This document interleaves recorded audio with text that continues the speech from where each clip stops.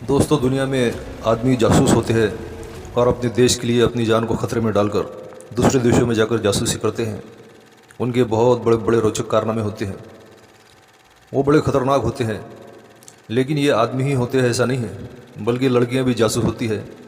ऐसी ही कुछ लड़कियों के बारे में जो अपने देश के लिए दूसरे देशों में जाकर जासूसी करती थी, खतरों से खेलती थी, उनकी कहानी आपके सामने प्रस्तुत है। वीडियो को अंत तक ध्यान से देखिए। नंबर 1, माता हरी, नेदरलैंड्स। उसका असली नाम था मार्गारीथा गार्टरीडा जेल। जन्म हुआ 1876 में नेदरलैंड्स में। उसने एक नर्तकी के रूप में पेरिस में ख्याति प्राप्त की। उसके नृत्य में रहस्यमयी पूर्वी परंपरा झलकती थी। उसने खुद को जावा की राजकुमारी बताया था। धीरे धीरे वो यूरोप के बड़े बड़े राजनयिकों और सैन्य अधिकारियों से जुड़ गई। प्रथम विश्व युद्ध के समय वो फ्रांस और जर्मनी दोनों के लिए काम करने लगी। उसने फ्रांस को सूचना दी कि वो जर्मनी के लिए जासूसी करेगी। असल में वो दोनों पक्षों को धोखा दे रही थी। उसकी मोहकता और संवाद कला से वो गुप्त जानकारी निकाल लेती थी। वो बिना किसी संदेह के सीमाओं को पार कर लेती थी। उसने कई महत्वपूर्ण सैन्य गुप्त जानकारी जर्मन अधिकारियों को दी है।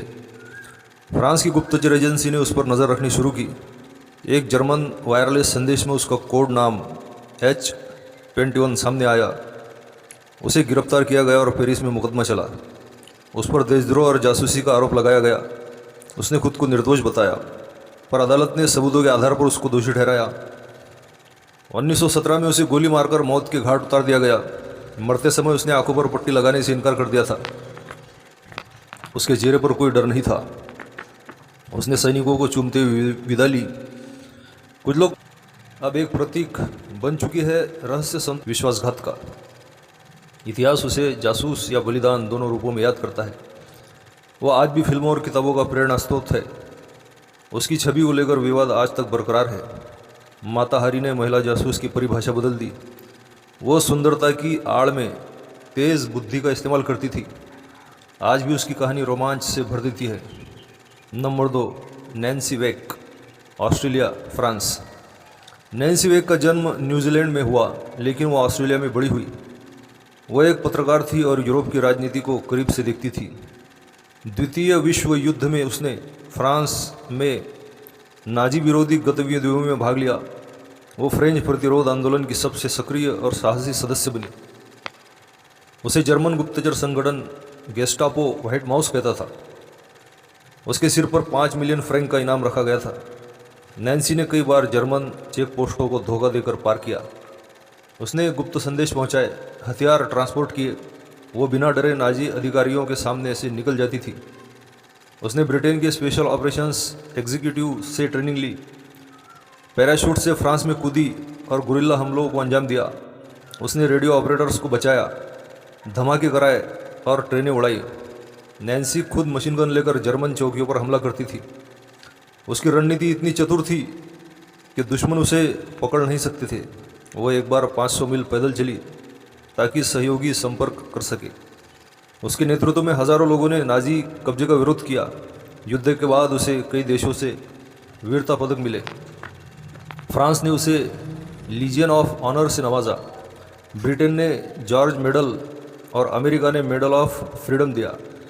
उसने बाद में राजनीति में हाथ आजमाया, पर सफल न रही। वो कहती थी, मुझे मरना होता तो मैं चाकू से भी डरती नहीं। नैन्सी वेक की हिम्मत ने हज़ारों जानें बचाई।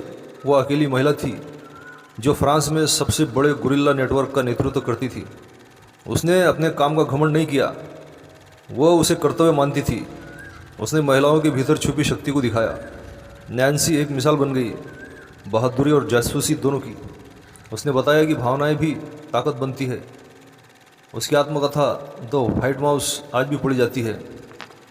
वो 98 साल की उम्र में 2011 में मरी, पर अमर बन गई। नैन्सी वेक का नाम इतिहास की सबसे खतरनाक जासूसों में गिना जाता है। नंबर 3, अनीता मोर्ग, यानी नूर इनायत खान, ब्रिटेन, भारत। नूर इनायत खान का जन्म 1914 में मॉस्को में हुआ। उसके पिता भारतीय और माँ अमेरिकी थी। वो एक शांतिप्रिय सूफी परिवार में से थी। पर जब द्वितीय विश्व युद्ध शुरू हुआ तो उसने ब्रिटेन की सेवा का निश्चय किया। वो RAF यानी रॉयल एयरफोर्स की पहली महिला वायरलेस ऑपरेटर बनी। उसे फ्रांस में पैराशूट से भेजा गया। उसने गुप्त संदेश भेजे और SOE के लिए जासूसी की। फ्रांस में वो मेडेलिन नाम से काम करती थी। उसकी भूमिका बेहद खतरनाक थी। पकड़ना मतलब मौत। उसके सहयोगी पकड़े गए, लेकिन उसने ऑपरेशन जारी रखा। वो लगातार जगह बदलती, रात में छुपकर संदेश भेजती थी। वो अकेली बची ऑपरेटर थी जिसने पूरे नेटवर्क को जीवित रखा। जर्मनों ने उसे पकड़ने के लिए जाल बिछाया। आखिरकार वो धोखे से पकड़ी गई। उस पर बहुत अत्याचार हुए, फिर भी कुछ नहीं बोली। वो कोड नहीं बताती थी, ना ही सहयोगियों के नाम बताती थी। उसे डचाऊ कैंप में ले जाकर गोली मार दी गई। मरते समय उसने लिबरेट, आज़ादी चिल्लाया। बाद में उसे ब्रिटेन ने जॉर्ज क्रॉस से सम्मानित किया। फ्रांस ने उसे क्रोइग्स द ग्यूअर पदक दिया। वो स्वतंत्रता और मानवता की सच्ची नायिका थी। नूर ने दिखाया वो वीरता का कोई धर्म नहीं होता। उसने अहिंसक विचारधारा से लड़ाई में भाग लिया। नाजी उसे सबसे खतरनाक ब्रिटिश एजेंट मानते थे। वो बहुत संवेदनशील पर बेहद दृढ़ थी। उसकी वीरता पर कई किताबें और फिल्में बनी हैं। 2020 में लंदन में उसकी मूर्ति स्थापित की गई। वो भारत की गौरवशाली बेटियों में से गिनी जाती है। नूर इनायत खान की आत्मा आज़ादी का प्रतीक है। उसका बलिदान हमेशा याद किया जाएगा। Number 4, Christine Gronqvist, Poland, Britain. उसका असली नाम था क्रिस्टीना स्कर्बेक। वो पोलैंडी महिला जासूस मानी जाती है। जर्मनी के पोलैंड पर हमले के बाद उसने ब्रिटिश SOE में प्रवेश लिया। वो पहाड़ों से होकर पोलैंड में घुसती और खबरें लाती थी। उसकी बहादुरी ने ब्रिटिश अधिकारियों को चकित किया। वो हिमाच्छादित इलाकों में गुप्त संदेश ले जाती थी। वो बहुभाषी थी, पोलिश, फ्रेंच, अंग्रेज़ी और जर्मन जानती थी।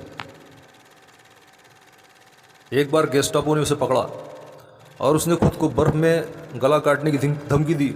उसके ब्लफ ने उसे बचा लिया। वो फ्रांस में कई ऑपरेशन में शामिल रही। उसने जर्मन जेल से SOE एजेंटों को छुड़ाया। क्रिस्टीन खुद छिपकर हत्या कर सकती थी। उसने कई बार हथियार छुपाकर सीमा पार किए। उसका चेहरा मासूम पर दिमाग तेज था। उसके ही कारण कई ऑपरेशन सफल हुए। उसे 1944 में ब्रिटिश नागरिकता मिली। युद्ध के बाद उसे ख्याति मिली, पर सामान्य जीवन में संघर्ष रहा। वो होटल में काम करने लगी। एक जुनूनी साथी ने उसकी हत्या कर दी। क्रिस्टीन के बलिदान को लोग जल्दी भूल गए, पर इतिहास में अब उसकी भूमिका उभर कर आई है। उसे जॉर्ज मेडल और OBE जैसे सम्मान मिले। उसे महिलाओं की जासूसी का आदर्श माना जाता है। वो दुश्मनों को गुमराह करने में माहिर थी। कई बार वो अकेले दुश्मनों के इलाके में घुस जाती थी। क्रिस्टीन का विश्वास अडिग था, मिशन पहले। उसके संघर्ष को अब विश्व भर में सराहा जा रहा है। वो पोलैंड की सबसे प्रसिद्ध महिला जासूस है। उसकी कहानी दुखद पर प्रेरणादायक है। क्रिस्टीन गेनविल सच्चे साहस की प्रतिमा है। नंबर 5, वेरोनिका डेको, काल्पनिक लेकिन प्रसिद्ध पात्र। वेरोनिक एक फ्रांसीसी गुप्तचर एजेंसी की अफसर थी। उसे शीत युद्ध के दौरान सोवियत ब्लॉकों में भेजा गया। उसका काम था दुश्मन एजेंटों को ट्रैक करना। वो मास्को, बर्लिन और बुखारेस्ट जैसे शहरों में सक्रिय थी। वो 10 भाषाएं बोल सकती थी। उसका चेहरा भोला पर दिमाग कंप्यूटर जैसा था। उसने कई बार दुश्मन एजेंटों को जाल में फंसाया। एक बार उसने खुद को रूसी वैज्ञानिक की पत्नी बताया। वहाँ से उसने न्यूक्लियर प्लांट्स चुराए। उसने एक बार हेलीकॉप्टर से भागकर जान बचाई। वेरोनिक कभी कभी दुश्मनों को अपने प्रेम में उलझा लेती थी। वह हथियारों और विस्फोटकों की माहिर थी। उसने अफ्रीका और एशिया में भी ऑपरेशन किए। उसकी पहचान कभी सामने नहीं आई। वो एक घोस्ट एजेंट की तरह कार्य करती थी। फ्रांस में उसे ला फेम फैंटम कहा जाता था। उसका नाम कई इंटरनेशनल मिशनों से जोड़ा गया। उसकी कार्यशैली पर कई उपन्यास और फिल्में बनी। वह हर मिशन के बाद गायब हो जाती थी। CIA और KGB दोनों उसे पकड़ने में असफल रहे। उसके पास नकली पासपोर्ट और हज़ारों पहचानें थी। वो जब तक जिंदा रही, कोई उसे पकड़ नहीं सका। वेरोनिक की असलियत आज भी रहस्य है। वो एक काल्पनिक पर प्रेरक पात्र बन गई है। लेखक उसे आधुनिक माताहारी कहते हैं। उसने दर्शाया कि कल्पना भी प्रेरणा बन सकती है। उसकी कहानी साहस और माया की बनावट है। वेरोनिक आज भी जासूसी रोमांच की रानी है। उसका नाम जासूसी साहित्य का हिस्सा बन गया। वेरोनिक ने कल्पना और हकीकत की सीमा मिटा दी।